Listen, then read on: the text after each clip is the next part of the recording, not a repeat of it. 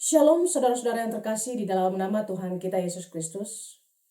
Firman Tuhan hari ini kita dipanggil untuk menyembah dan bersaksi. Mari kita berdoa. Segala syukur kami naikkan kepada Allah Bapa kami yang kami kenal dalam nama Tuhan kami Yesus Kristus. Biarlah Allah Roh Kudus-Mu yang menerangi hati kami, memberi kami ketenangan pada saat mendengarkan firman-Mu.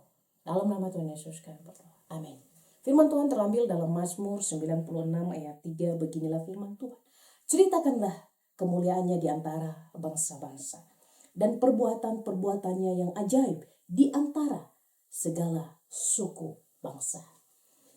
Mungkin kita pernah menonton sebuah film yang sangat mengesankan bagi kita.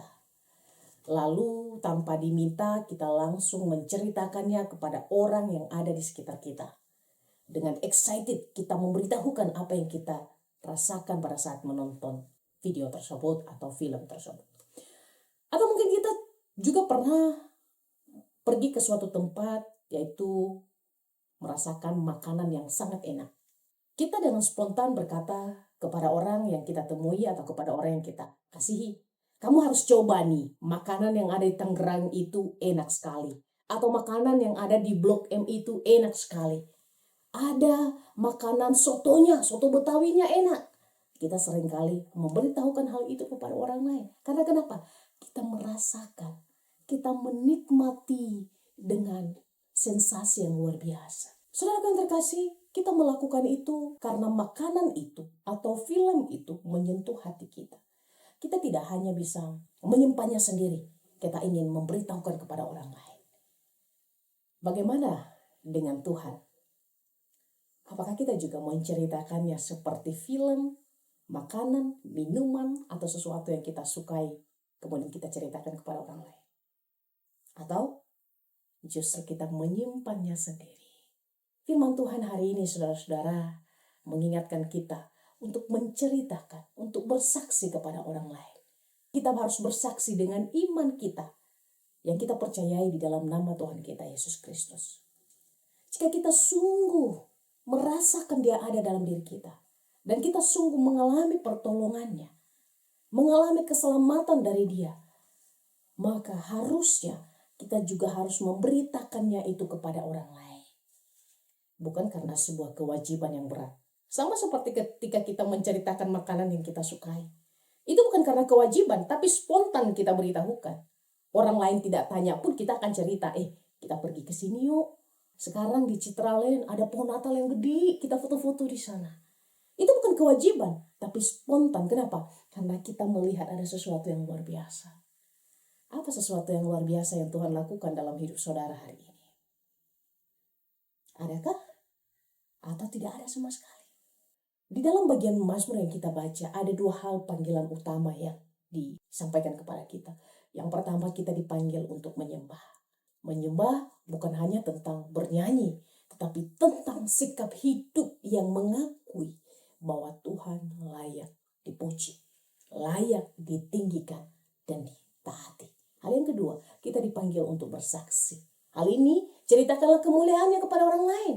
Berarti iman tidak hanya boleh disimpan sendiri, tapi kita harus aktif menyampaikan apa yang Tuhan lakukan dalam hidup kita.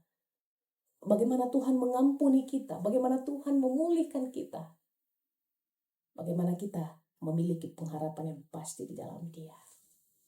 Semuanya adalah berita yang layak disampaikan kepada orang lain. Menyembah tanpa bersaksi akan membuat iman menjadi pribadi dan tertutup. Bersaksi tanpa menyembah akan membuat pelayanan menjadi kering dan kosong.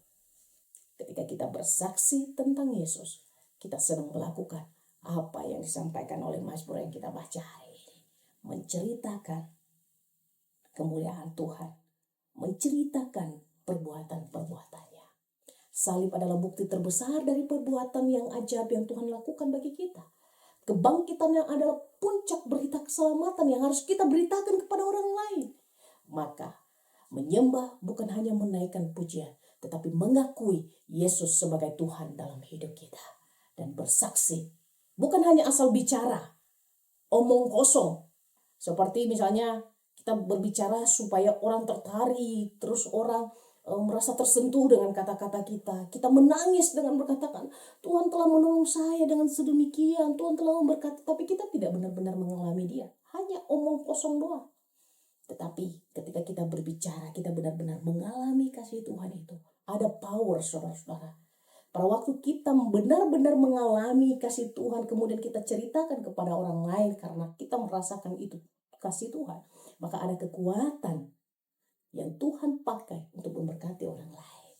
Marilah kita memuliakan Kristus dalam kehidupan kita. Mari kita berdoa. Bapa dalam surga, seringkali kami masih takut untuk bersaksi, menceritakan tentang kasih-Mu. Kami malu menyampaikan bagaimana Tuhan menolong kami. Tapi biarlah Tuhan boleh mengingatkan kami bahwa kami harus bersaksi tentang Engkau kepada semua orang, sehingga mereka mengenal bahwa Engkau adalah Tuhan dan Juru Selamat kami. Dalam nama Tuhan Yesus, Engkau berkati setiap kami yang mendengar hari ini, satu persatu. Mungkin kami tidak saling mengenal, tapi Tuhan mengenal pribadi kami lepas pribadi. Dalam nama Tuhan Yesus kami berdoa.